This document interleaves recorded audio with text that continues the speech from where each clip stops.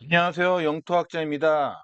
최근 집값 하락이 너무 가파르다 보니까 부동산 경착륙을 막기 위해서 지난 12월 8일 정부에서 특례 보금자리론을 만들어서 내년 초부터 실수요자들이 9억 이하 집을 살 때 소득에 상관없이 저리의 고정금리로 최대 5억까지 대출을 해주겠다는 정책을 발표를 했는데요.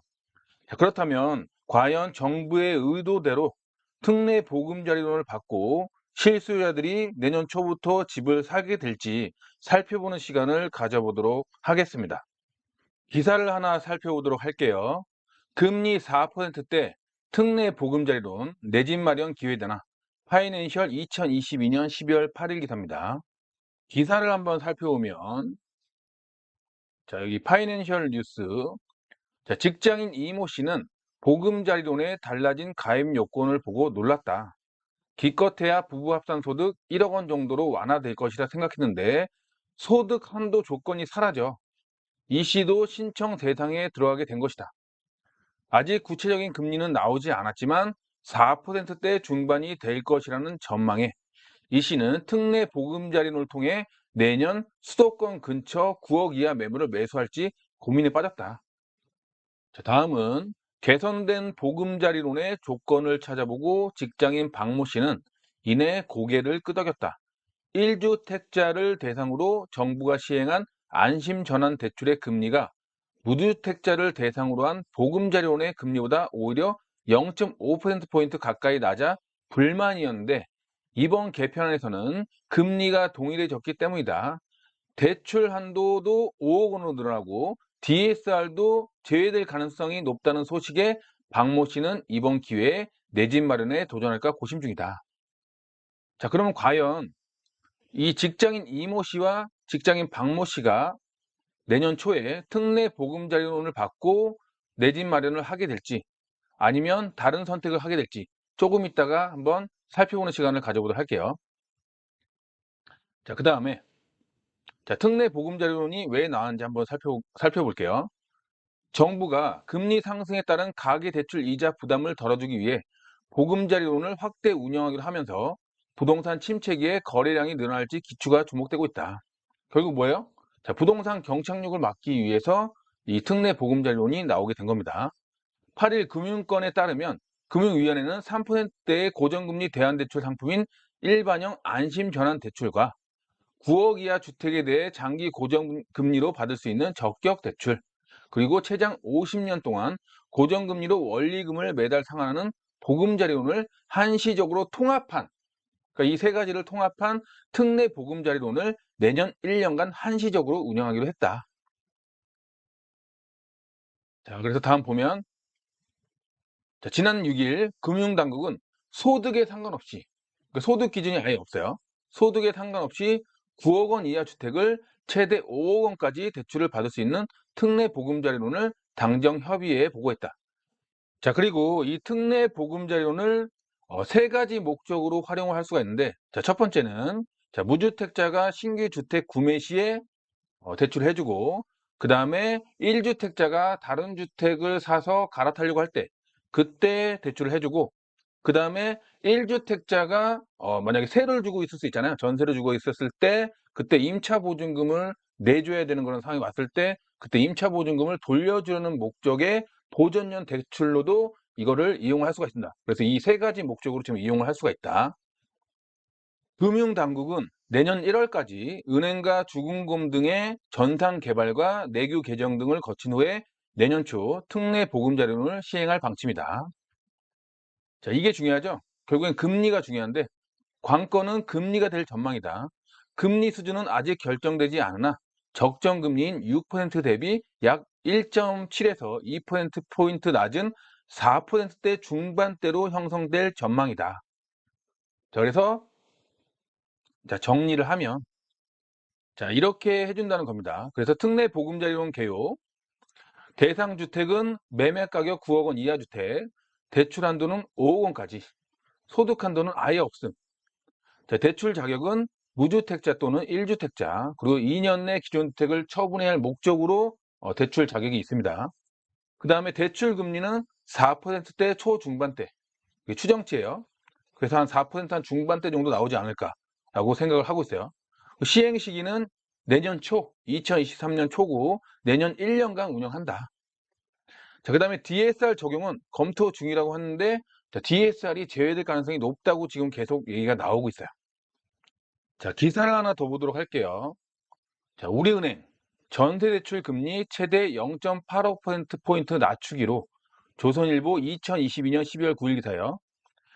자, 우리은행이 9일부터 이사철인 내년 4월 30일까지 약 5개월간 전세대출 금리를 최대 0.85%포인트 인하하기로 했다. 자, 이에 따라 연 6%대였던 주택보증 우리 전세론 금리는 연 5.41에서 5.80%로 하향 조정된다. 금융당국은 지난달 말부터 일주일 단위로 은행권 대출금리 추이를 모니터링하는 등 사실상 은행들의 대출금리를 올리지 말라는 요구를 하고 있다. 5대 은행의 전세대출 금리는 이날 기준 연 5.19에서 7.33%로 연초 대비 2배 가까이 올랐다. 자, 5대 은행의 전세대출 규모는 최근 2달 연속 감소했다. 기사 내용을 정리를 한번 해보면요.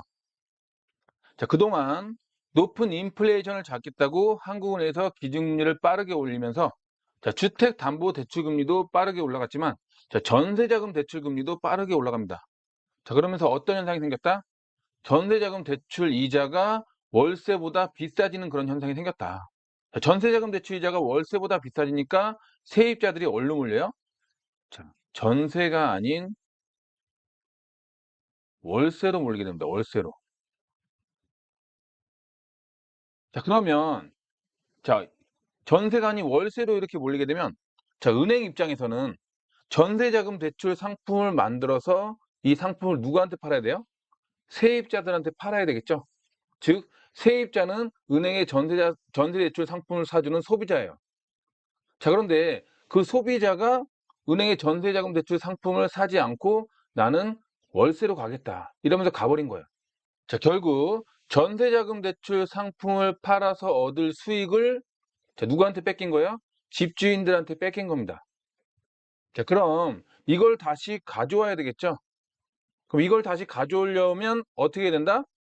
전세자금 대출 이자를 월세보다 싸게 해주면 돼요. 그죠? 자, 그래서 이제 우리은행을 필두로 해서 자, 전세자금 대출 금리를 월세보다 싸게 해주면서 그동안 집주인한테 빼앗겼던 세입자들을 다시 은행으로 올 수 있게 만들려고 한다는 그런 숨은 뜻이 있는 게 바로 이 기사 내용이에요. 자, 그러면 자, 우리은행부터 지금 전세자금 대출 금리를 최대 0.85%포인트 낮췄기 때문에 이제 은행들끼리 경쟁을 하겠죠. 서로 이제 그 세입자들이 전세자금 대출을 받을 수 있게 그 수요를 끌어오기 위해서 은행들끼리 금리 경쟁을 할 거 아니에요.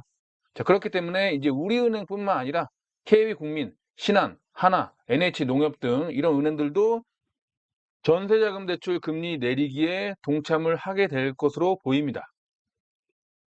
자, 그러면 자, 이러한 상황 속에서 자, 조금 전에 뉴스 기사에서 나왔던 무주택자인 직장인 박모 씨와 이모 씨는 과연 내년 초에 특례 보금자리론을 받고 집을 사게 될 것인가? 이게 굉장히 궁금하잖아요. 그래서 특례 보금자리론이 9억 이하 주택, 그리고 최대 5억까지 대출을 받을 수 있는 상품이잖아요. 자, 그러면 서울에 9억 이하 주택들이 많이 몰려있는 지역들이 어딘가 봤더니 노원구, 도봉구, 강북구에 가장 많이 몰려 있습니다.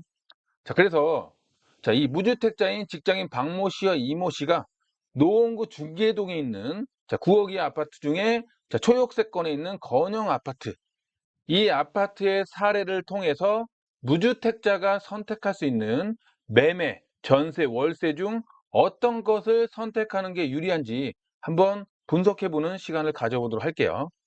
자, 일단 자, 노원구 중계동 건영 아파트가 어디 있냐면 여기 중계역이에요. 그래서 중계역 1번 출구 나오면 여기 초역세권 중계 건영 2차 아파트 있죠. 자, 이 아파트를 통해서 분석을 한번 해보도록 하겠습니다. 자, 먼저 자, 국민평형인 자, 84제곱미터 기준으로 해서 자, 매매를 먼저 보면 자, 매매를 보면 자, 가격 순으로 봤을 때 자, 8억 9천. 그죠? 8억 9천에서 한 9억 정도 나와요. 자, 그래서 박모 씨나 이모 씨처럼 자, 무주택자들이 특례 보금자리론을 받아서 자, 5억까지 대출을 받아 집을 살 수 있는 그런 가격 수준에 와 있죠. 9억 이하니까. 자, 그다음에 자, 무주택자들이 이 매매를 선택하지 않고 만약에 전세나 월세를 선택할 수도 있죠. 그래서 전세를 한번 확인해 보면 자, 해당 아파트 전세는 현재 최저가가 4억까지 떨어져 있고요. 자, 보통 한 5억 정도에 나오고 있습니다. 5억 정도. 그래서 한 4억에서 5억 사이다. 이렇게 볼 수가 있겠고요. 그다음에 자, 월세는 그럼 얼마냐? 월세를 한번 확인해 봤더니 2억 5천에 150, 3억에 100, 3억에 100에서 4억에 70 이 정도 돼요. 그래서 요 세 개. 자, 매매, 전세, 월세 이 가격 기준으로 해서 무주택자인 박모 씨와 이모 씨가 어떤 선택을 하는 게 굉장히 유리한 선택인지 분석해 보도록 할게요. 자, 그러면 건영 아파트 84제곱미터를 무주택자들이 선택할 때 선택지별로 어떤 게 더 이익인지 한번 분석을 해보면 자, 먼저 매매를 만약에 선택한다고 하면 자, 매매가가 9억이에요. 그래서 특례 보금자리론을 대출 5억을 받습니다. 그럼 내 돈이 얼마가 들어간다? 4억이 들어가요. 4억이. 그죠? 자, 그 다음에 특례 보금자리론을 활용했더니 자, 4% 중반대라고 했으니까 4.5%의 고정금리를 받아서 자, 매달 이자를 계산해 봤더니 매달 이자가 약 187만 5천 원 정도가 나와요. 자, 그런데 자, 특례 보금자리론은 대출 이자만 내는 게 아니라 원금과 이자를 같이 갚아 나가야 하는 그런 방식이기 때문에 원금과 이자를 합해서 약 200만 원 이상이 지출이 되게 됩니다. 자, 그러면 자, 무주택자가 자, 건영 아파트 매매를 선택했을 때는 내 돈 4억이 들어가고 그다음에 매달 이자가 200만 원 이상이 나온다. 자, 그러면 자, 이번에는 전세를 선택할 때는 어떻게 되냐? 자, 전세가가 한 5억 정도 해요. 그죠? 자, 그러면 내가 대출을 1억을 받습니다. 자, 그러면 내 돈이 얼마가 들어가요? 4억이 들어간다. 4억. 그죠? 자, 그리고 자, 우리은행에서 전세자금 대출 금리를 인하를 안 해준다고 했을 때 그 금리를 적용해서 대출 이자를 계산해 보면 대출 이자가 한 6.5% 정도 나와서 이자가 월 54만 원 정도가 나옵니다. 자, 그러면 이때 전세가 5억을 내가 들어갈 때 무주택자가 자, 그때는 얼마가 지금 들어간다?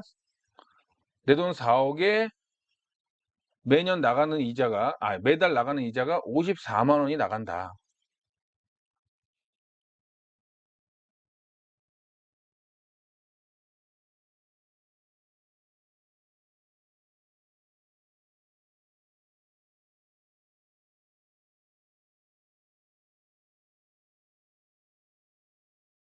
자, 그러면 자, 이번에는 전세를 선택할 때는 어떻게 세팅이 되냐? 자, 전세가 5억이 들어가고요. 그다음에 내가 전세자금 대출을 1억을 받습니다. 그러면 내 돈이 총 4억이 들어가죠. 그다음에 대출 1억을 받으면 만약에 우리은행이 전세자금 대출 이자를 낮춰주지 않았을 때의 금리로 계산했을 때는 얼마가 나오냐면 한 6.5% 정도의 금리로 해서 매달 이자가 54만 원이 나옵니다. 자, 그러면 전세 5억을 무주택자가 계약을 해서 들어갔을 때는 내 돈 4억에 월 54만 원이 들어간다. 자, 그다음에 우리은행에서 전세자금 대출 이자를 이번에 낮춰줬기 때문에 낮춰준 전세자금 대출 이자로 계산했을 때는 전세가 5억에 대출 1억을 세팅을 하면 내 돈 4억이 들어가고 그다음에 5.5% 정도 되기 때문에 이자가 월 42만 원이 나온다. 자, 그러면 4억에 42만 원이 들어가게 됩니다. 자, 그러면 매매랑 한번 비교를 해볼게요. 자, 매매랑 비교했을 때 매매는 특례 보금자리론을 활용하면 자, 내 돈 4억에 월 200만 원 이상의 이자를 내야 돼요. 자, 그런데 전세 5억에 들어가게 되면 내 돈 4억에 월 54만 원이나 월 42만 원만 내면 됩니다. 자, 그러면 어떤 게 이익이에요? 자, 매매를 사는 것보다 전세를 사는 게 더 이익이다. 자, 이번에는 자, 전세랑 월세랑 한번 비교해 보도록 할게요. 자, 월세가 아까 우리가 나온 거를 봤더니 자, 3억에 100만 원이나 4억에 70만 원에 내달라. 이렇게 집주인이 내놓은 걸 우리가 봤죠.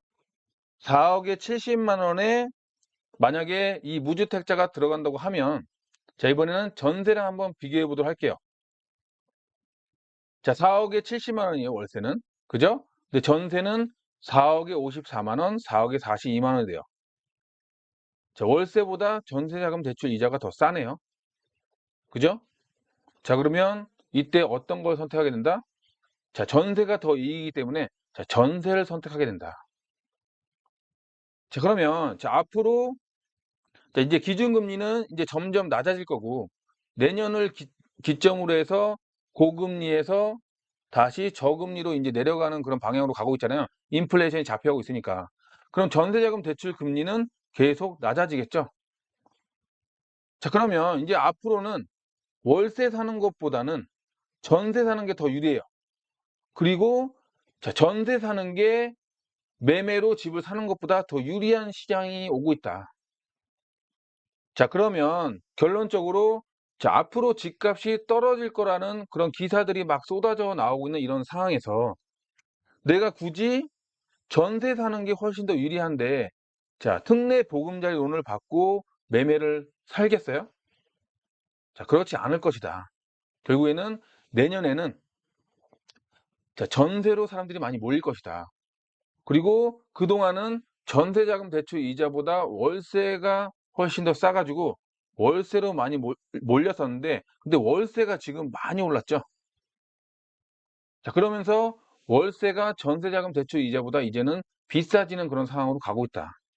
내년에는 자, 월세로도 몰리지 않고 매매로도 몰리지 않고 전세로 몰릴 것이다. 전세로. 자, 그러면 멀지 않은 시일 내에 우리는 다시 자, 월세난이 아닌 전세난을 보게 될 것이다. 이렇게 결론을 내릴 수가 있겠습니다. 자, 그래서 자, 정리를 하면은 자, 9억 이하 집을 특례 보금자리론을 활용해서 대출을 최대 5억까지 해준다 해도 자, 앞으로는 자, 전세자금 대출 이자가 싸지면서 전세로 몰리는 수요가 훨씬 더 많을 것이다. 왜냐?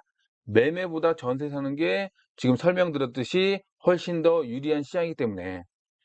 자, 그래서 앞으로는 자, 매매 거래는 크게 늘어나지 않고 전세 거래가 크게 늘어나면서 매매가랑 전세가랑 이렇게 붙는 그런 시장이 다시 오게 될 거예요.